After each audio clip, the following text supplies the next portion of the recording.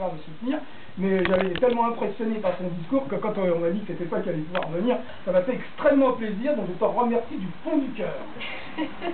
Merci à mon tour, merci pour l'invitation, Naïma, merci Gérard aussi, et puis bonsoir à tous. C'est vrai que quand Jean-François m'a demandé de venir ce soir, j'ai accepté sans hésiter. Parce qu'effectivement, il y a de lourdes perspectives pour gagner. C'est votre canton, c'est à vous de décider, c'est à vous de faire le bon choix. Mais juste, il y a quelques éléments que j'aimerais remettre en lumière par rapport à son concurrent principal, enfin, en tout cas à la personne qui est là depuis 32 ans et qui est là avant même que je sois née, c'est assez amusant. Moi, je pense qu'il y a un moment où il faut faire le choix de l'alternance. Pourquoi? Quand on regarde aujourd'hui la politique de la majorité présidentielle, et donc de votre maire et conseiller général actuel, moi je suis saisie en tant que jeune femme, en tant que citoyenne. Le président de la République, à peine élu, s'est déplacé à Dakar et a prononcé un discours sur l'homme noir en expliquant qu'il n'avait pas d'histoire.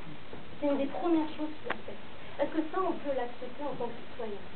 Sans compter les discours qu'il a eu sur la laïcité politique. La laïcité, c'est la garantie du vivre ensemble. Il n'y a pas de laïcité positive ou négative. Il n'y a pas plus de laïcité pour les uns et moins pour les autres. Ça, c'est déjà un deuxième point qu'il a fait vis-à-vis de nos valeurs républicaines. Et ce qui me choque, bien évidemment, c'est le discours sur les Roms, la stigmatisation générale qu'il fait vis-à-vis des immigrés, cette volonté qu'il a de séparer les Français d'un côté, on va dire de souche, et puis les autres Français, ceux qui sont arrivés par des vagues d'immigrés, des vagues de travailleurs, etc. C'est comme si on n'existait pas, c'est comme si on était une sous-catégorie de Français. Et c'est vrai que une raison qui m'a poussée à venir ce soir, c'est que je regrette, mais profondément, que le département de Seine-Saint-Denis soit sans cesse stigmatisé. Quand on dit Seine-Saint-Denis, parce que je voyage beaucoup dans le cadre de mes fonctions, je vais pas mal dans les fédérations, quand on dit Seine-Saint-Denis, on dit « oulala, les émeutes, oulala, la banlieue, la racaille, les voyous ». Non, non, il y en a assez. C'est une minorité. Effectivement, il y a des problèmes de délinquance.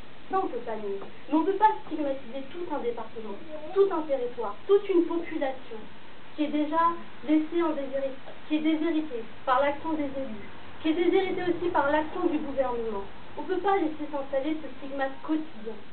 Et d'autre part, au niveau de la jeunesse, le gouvernement et même les politiques de la majorité sont en train de nous adresser un message qui est destructeur.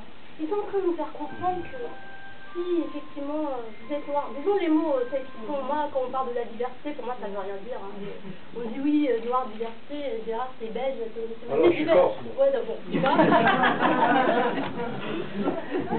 Le message qu'ils sont en train d'adresser à la jeunesse est destructeur.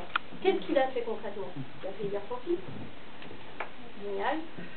Vis-à-vis des politiques de quartier, il supprime toutes les subventions, donc toutes les associations qui étaient sur le terrain, qui essayaient de tisser un lien social, de reconstruire des choses.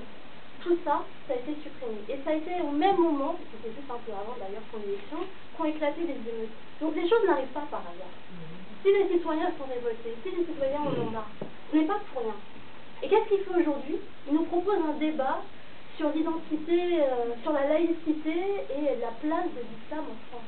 Mais qu'est-ce que ça veut dire? Alors on ne peut pas être un citoyen français, être de confession musulmane et ne pas appartenir à la République parce qu'on est de confession musulmane, on est un terroriste. Parce qu'on est de confession musulmane, ça veut dire qu'on va mettre des bombes, qu'on est anti-français. C'est ça aujourd'hui le projet de vie qu'ils nous proposent. C'est pour ça qu'on se bat chaque jour. C'est pour ça qu'on a tous les mois des problèmes au niveau financier, parce que c'est une réalité aujourd'hui. Donc il y a ça. De plus en plus de jeunes ont du mal aussi à assumer leurs frais médicaux. Aujourd'hui, vous avez des jeunes qui ne vont pas systématiquement chez le dentiste parce qu'ils n'ont pas de mutuelle. Pareil pour les lunettes. Et la jeunesse, ce n'est pas une composante homogène, la jeunesse elle est diverse, mais par les problèmes qu'elle a, c'est juste un prisme, quelque chose en fait, c'est ce qui montre qu'il y a un problème au niveau de la société, parce que les jeunes, comme les plus âgés, les seniors, sont les plus touchés. Regardez au niveau du chômage, est-ce qu'on a des politiques entreprenantes pour favoriser l'insertion des jeunes au niveau professionnel? Non, c'est une catastrophe. Non mais moi aussi tout à l'heure j'ai mis sur silencieux, j'y ai pensé parce que ça... Donc par rapport à toutes ces problématiques, tout ce que je viens de vous exposer, Est-ce qu'il n'est pas temps aujourd'hui de passer à autre chose?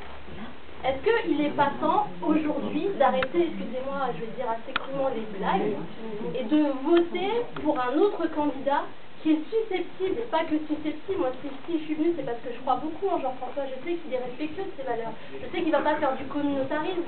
Moi j'ai vu dans des réunions, on invitait les Antillais avec l'UMP, les Marocains avec l'UMP, les Chinois avec l'UMP, mais qu'est-ce que c'est que ça? On considère les gens par rapport à leurs origines, pas en tant que citoyens, pas en tant que personnes qui vivent au sein d'une communauté. La seule communauté qui existe en France, c'est la communauté républicaine, c'est la communauté française. Et même si effectivement on n'est pas de nationalité française, on fait quand même partie de la communauté du vivre ensemble, de cet ensemble. Et c'est ça que vous devez mettre en avant. C'est comme ça que vous devez exprimer votre choix. C'est de cette manière que vous devez faire comprendre aux personnes qui sont candidates que vous voulez une alternance, que vous voulez un projet de vie concret, qui soit basé sur des ambitions, pour chacun, chacune, pour les plus âgés, les moins âgés, pour les enfants qui sont aussi dans la salle. Je vous rappelle quand même que le conseil général, il a compétence au niveau des collèges. Et ça, c'est très important dans l'orientation d'un jeune, parce que le collège, c'est déterminant. Moi, quand j'étais déléguée de classe, j'ai vu, pendant des conseils de classe, où on orientait les jeunes par rapport aussi à leur origine. On disait, bon, Mamadou, 4e technologique. Est-ce que c'est ça que vous voulez? Est-ce que vous voulez ce type d'élu qui vous représente? Si je suis venue ce soir, comme je vous l'ai dit, c'est par amitié pour Gérard et parce que j'ai confiance en Jean-François. Je sais qu'il est garant de ce vivre ensemble, de ces valeurs qui sont fondamentales pour chacun de nous. Au niveau du dernier message que j'aurais à vous adresser, le pire adversaire que nous ayons aujourd'hui dans la jeunesse, c'est l'abstention.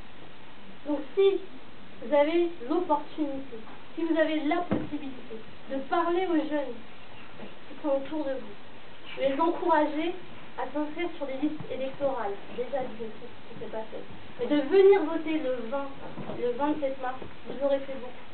Parce que c'est le pire adversaire que nous avons. Pour rappel, aux dernières élections régionales, il y a eu un taux d'abstention record de près de 70% pour les moins de 25 ans. Et ce sont ces voix qui nous manquent à chaque fois pour pouvoir construire nos projets de vie, pour pouvoir décider de ce qu'on veut en tant que citoyen, en tant qu'habitant. Donc c'est un des éléments que je voulais vous adresser. Et en tout cas, j'étais ravie de vous rencontrer. Je ne vais pas trop monopoliser la parole. Merci.